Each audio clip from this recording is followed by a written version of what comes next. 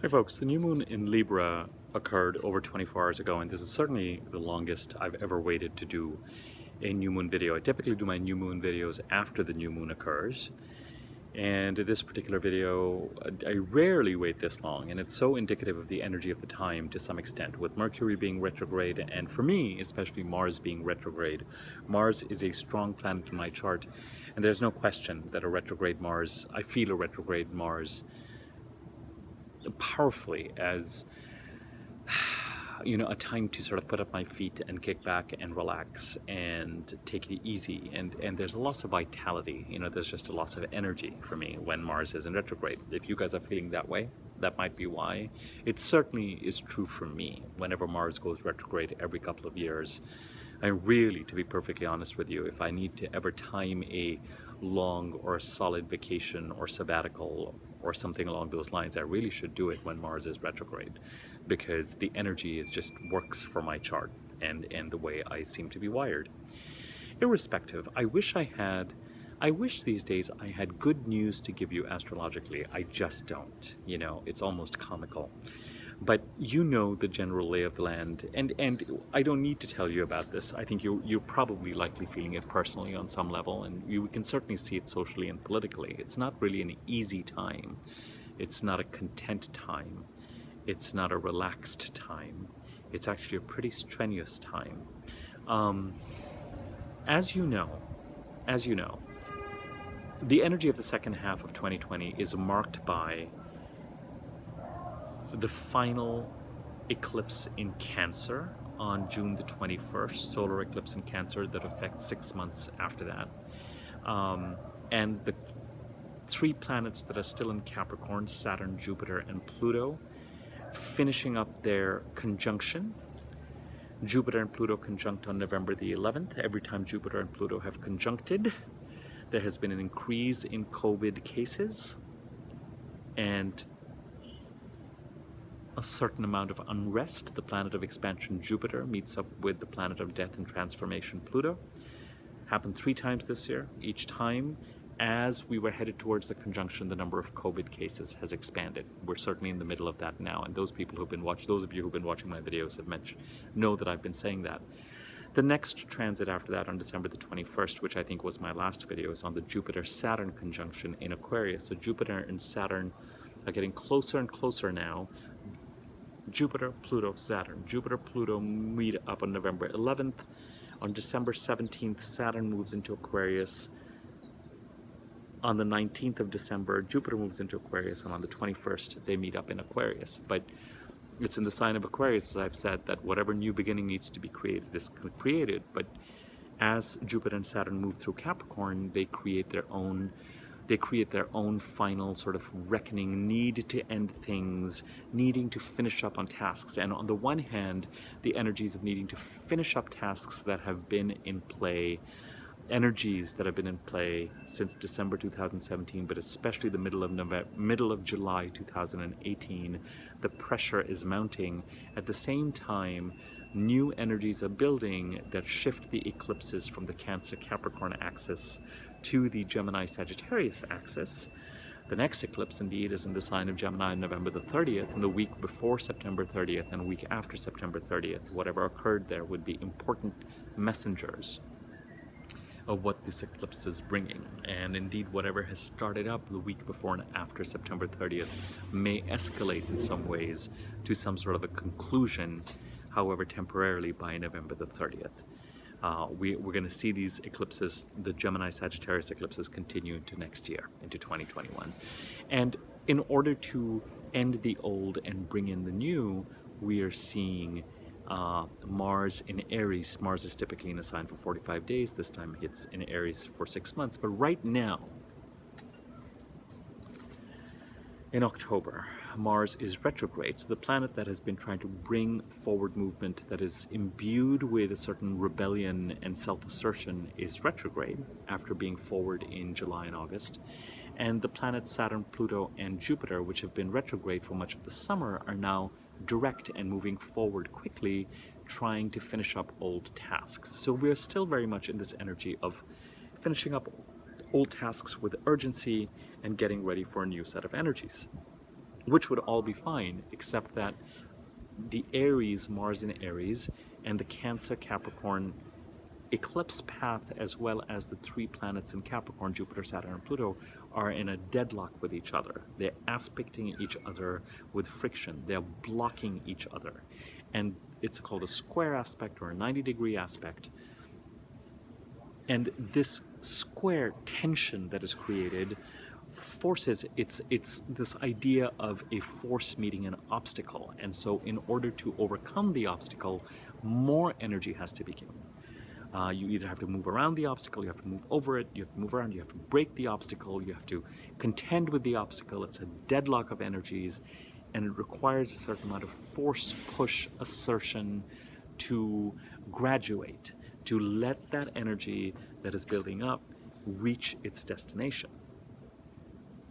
It's what gives, you know, not only do we have the Cancer eclipse that is still active, wanting to finish things up, three intense planets in Capricorn, Mars squaring them, Gemini eclipses, but then we have, in what is often considered a rather peaceful sign, deceptively so, Libra, we have the Sun in Libra, of course, and the new moon that occurred yesterday. Now, unlike the full moon 2 weeks ago, the Sun in Libra, not happy, but the moon in Libra, let's just say that technically it's a happier new moon than the last full moon 2 weeks ago. And I can't imagine that the last 2 weeks... Look, the energy is such, let me just stop beating about the bush. The energy is such that when a planet is in Libra, it's going to oppose Mars in Aries. Aries and Libra are opposing signs. And Libra squares Cancer and Capricorn. So no matter how much diplomacy and peace and relationship building and understanding planets in Libra may be trying to build, that understanding this year is met again in this deadlock of energies between finishing up the old and right now taking a bit of a break from starting up the new, but after the middle of November, that energy will start. Here, where we are right now, you know, it promises to be a contentious election. It promises to be a contentious election. You know, no matter how much popular support there might be for one candidate over another, the bottom line is the Electoral College and certain key states like Pennsylvania, like Florida, and their importance, the swing states, make it such that the popular vote, as we know, is not as important, considering Gore versus Bush and Trump versus Clinton, is just not as significant as how the Electoral College pans out. And we're headed in that direction. And I'm just going to do a separate video as far as the election is concerned, but the election is important now because this new moon sets up a 28-day cycle, and the election falls on November the 3rd within the 28-day cycle of this new moon.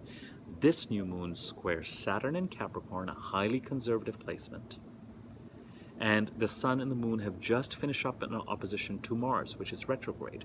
So it's a new moon in Libra, concerned with building understanding, but in many respects unable to do so, and caught up in the current churn and the current turmoil.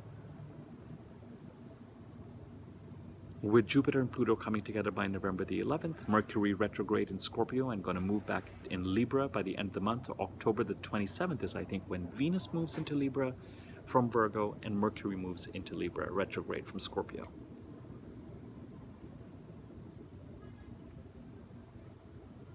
The most critical transit for this new moon in Libra is the square with Saturn in Capricorn.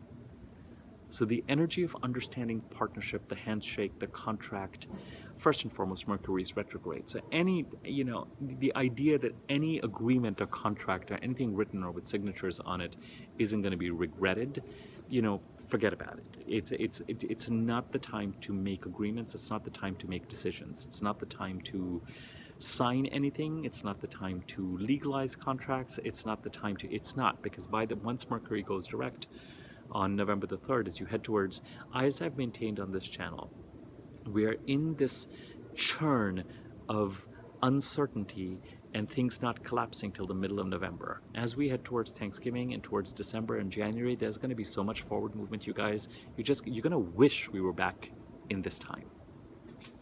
You're going to wish we were back in this time. You know, we're never really content when there's forward movement. We're kind of screaming in horror. When planets are retrograde and there's no forward movement, like now to some extent, or not decisive forward movement, so things are not collapsing in ways where we can really move ahead, we're screaming in horror. We're always screaming in horror. It's the human condition. So a new moon in Libra that typically heralds conversations and diplomacy and contracts and trying to see the other person's perspective and communication and reaching agreements is put into deadlock by Saturn in Capricorn, that demands and requires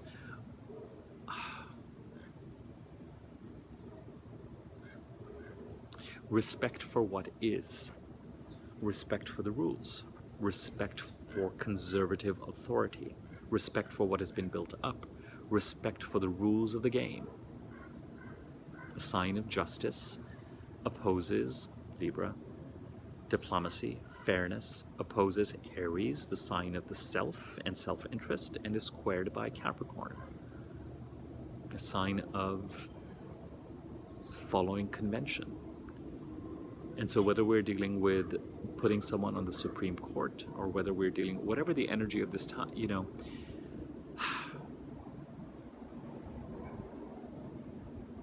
this is the hardest part, actually, in many respects of this year, because the planets are so much in conflict with each other, and our interests and their interests and conservative interests and liberal interests don't come into play till December, January. And the energy of finishing up the old with us. Here's the motto. Here's what this new moon is about. There's unfinished business, you guys. It's not finished. Finish it. Finish it. Get on it. Finish it. Especially by October 25th. You know why? Because on October 25th, the Mercury retrograde is going to meet up with the Sun in Scorpio. And this Mercury retrograde cycle is linked to a Mercury cycle that began in the sign of Cancer, where the last eclipse, solar eclipse, occurred on June the 21st. That is still operating. We're in the shadow of this Cancer June 21st eclipse. And this Mercury conjunction, retrograde conjunction the Sun, provides a conclusion to that cycle. So on the Cancer-Capricorn axis, with the three planets in Capricorn moving ahead, with the clashes between a retrograde and a more retiring Mars, you know, the planet of self-interest and forward movement has said, okay, I'm going to take a step back. Everybody finish up your work. I'm still going to keep putting a spoke in the wheel, but finish up what needs to be finished up. And so ultimately the motto of this new moon, and the tension that it is creating, and the stresses that it is creating, and the tensions and the stresses of relationship, tensions and stresses, joint finances, intimacy.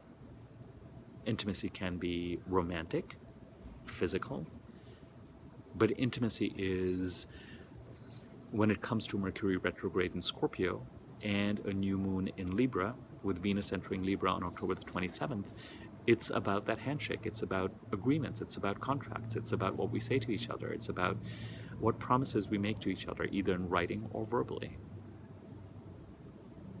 It's that special person, those special people. It doesn't just have to be a significant other or a marriage partner. It can be a business partner. Sometimes it's a family member. Sometimes it's a friend. Sometimes it's someone else. Who is that other party? Who are the special relationships in your life? The contracts. The important people. That's where this energy is right now, with the Mercury retrograde in Scorpio and a new moon in Libra. The new moon in Libra is ruled by Venus. Venus is in Virgo, uncomfortable.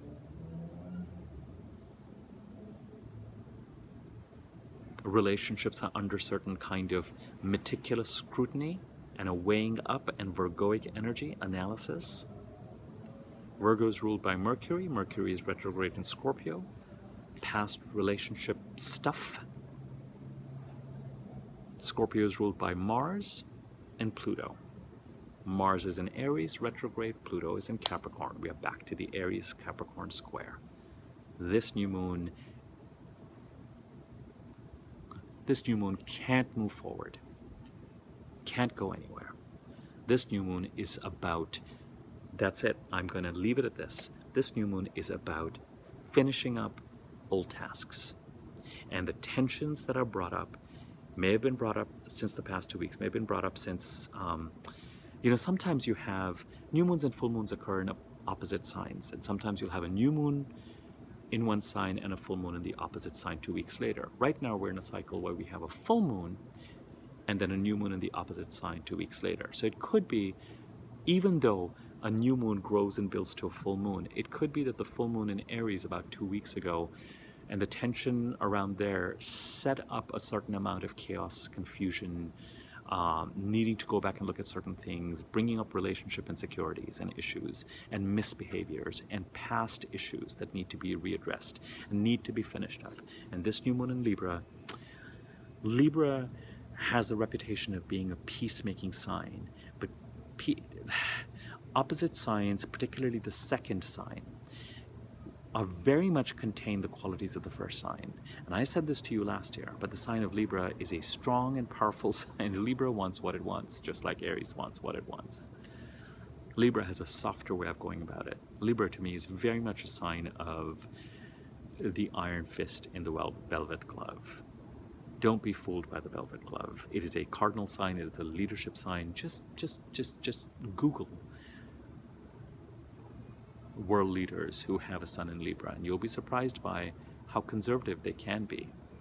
Yes, you might find a Gandhi, but you'll also find a Margaret Thatcher. Unless I'm mistaken, you might find a Putin. I'm not sure. I'm going to let you do the research. I can't be sure about the Putin. But all that courtliness and all that, we're going to make this happen, we're going to sign that contract, we're going to do that handshake, I'm all here for peace and nonviolence, but there's plenty of stubbornness and dogma and leadership behind it. It's just not as overt as an Aries cardinal sign or a Capricorn cardinal sign.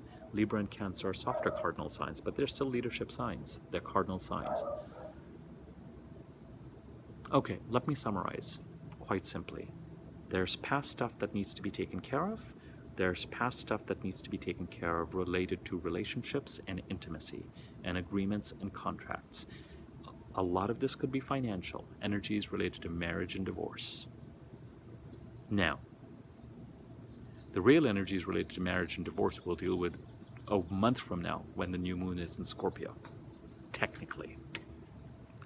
But right now it is about the other party. It is about contracts. It is about who are the special people in our lives and what is going on there and what are past issues that need to be dealt with. And really, on some level, we have about a week to go. And if you take that kind of approach, and with the sign of Libra, this is what my point was as far as peace and war is concerned. With the sign of Libra, don't be fooled by the peacemaking. If you have past issues related to relationships or intimacy or joint finances, and if these issues in some ways have been lingering since December 2017 and the summer or July 2018, it is time to rip the Band-Aid off and it is time to finish up this scrap. Okay, so the energy is about finishing up the old and making way for the new. There's pent-up energy and you're dealing with obstacles because there's still unfinished business. Finish the unfinished business. And a veil of the Libran energy that fights for fairness and justice. But that may mean that there's something about the energy and the oppositions and the squares that makes me feel like courage is needed to communicate and to express and to try and reach agreements. And if agreements are not reached, then to make it clear with regard to where does the lines in the sand and the boundaries are, because that is also kind of an agreement. We agree to disagree. Here's where my lines are. Bingo, bango, done. It's also pretty Libran energy. Libra contains within it, just below the surface, Aries energy, just below the surface. So it's a call, not to arms, but it is a call for courage, so that you can muster up the energy and the courage. You know, Mars and Pluto are related to each other, and they're both dynamic, masculine, conflict-oriented signs, and those are the two dispositors of the chart right now, and they are squaring each other. Mars in Aries, powerful, strong, rules Aries, but retrograde. Pluto, planet of death and transformation, in Capricorn. Capricorn is sign very highlighted. We're back to this me versus the established conservative viewpoint. The established conservative viewpoint is winning and may well continue to win till the end of this year. But the energy of this time is much more individual for us, and I'm concerned with individual readings. And you have to, as far as the chart is concerned, you have got to, you have got to find the force, whether it is physical, whether it is energetic, whether it is mental, whether it is communication. You have got to find the force to either, someone's having fun. You've got to find the force to either push through and break the obstacle or go around it. But somewhere boundaries and agreements are very tied into this. Very tied into this new moon. Very tied into this new moon. Finish up that unfinished business. Find the courage that you need to find. And even if you feel like it is not time for decision making, which it is not, it could still be time for communication, however garbled it's going to be, however challenged it's going to be. You don't need to sign on anything or be decisive about anything until at least after November 5th or 6th. I would say even after November 17th, 18th, 19th, 20th as you head to Thanksgiving. After that, it's just going to be, you're going to be riding a wave.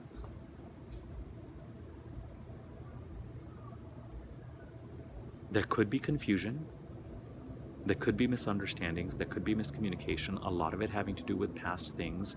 And around this time, for the past few years, Mercury has been retrograde in Scorpio. So if there have been confusion, complicated conversations, particularly to do with relationships and financial investments that have been occurring, for the past 2, 3, 4 years in the October-November timeframe, I would say starting November and moving gently into October, because Mercury retrograde occurs in the later part of a sign every year for a while. Mercury retrograde slowly moves. This is the first year, unless last year also this happened, I can't remember right now. But the Scorpio Mercury retrogrades are moving into Libra. And so over the past X number of years, the Scorpio Mercury retrogrades have started later in November, and every year right now they get earlier and earlier, and at a certain point they're going to move into Libra in the next couple of years. So I don't have the exact dates on that, but that's the trend that they're following. So, in some ways, we're revisiting themes that we've been visiting in the October-November timeframe, so the past 3 or 4 years at least. Okay, let me do my spiel and then I'll summarize. If you like this video, found it useful, feel free to share it, tell your friends about it, like it. If you liked it on YouTube, likes kind of give it more circulation, comment on it. Comments are appreciated, again, gives it more circulation. Subscribe to my YouTube channel, and I'm sorry I'm ordering you, but I'm just trying to be brief. And when you click subscribe, click on the bell icon next to the subscribe button, because it'll tell you when I do new videos. My contact information is going to be in the subject description area once I'm done processing this video, and you can reach out to me to inquire about rates for a reading, or you can reach out to me to inquire about rates for making you an easy to read version of your chart that'll tell you which signs are in which houses and what those houses stands for. You'll need to know your birth time for that. Do not send me your birth time or any personal information until I give you my rates. Then you can decide whether you want to avail of the services or not. And then I don't want your personal information in my inbox. Now, to summarize, quite simply, what is still pending that needs to be done that is related to issues that have been present for you since December 2017, but especially July 2018, that have been coming up in the October-November timeframe for the past few years, and that are related to relationships, contracts, joint finances. If you can, by October 25th, endeavor to complete them. They likely will not be completed, but endeavor to complete them. Whatever that means to you, it's going to mean something very specific to every individual. Is it whatever that means to you? Remember, though, that it is not a time to sign contracts or finalize anything until after November 5th or 6th. Ideally, even after November 16th, 17th, as you head towards Thanksgiving. Until then, it's about finishing up old items, and for anything new, being open to whatever's closing, so that after November the 15th or so, you're clear about which option you're left with, because that's the option that's going to move forward. Okay? I'll leave it at this. I'll leave it at this. Happy New Moon.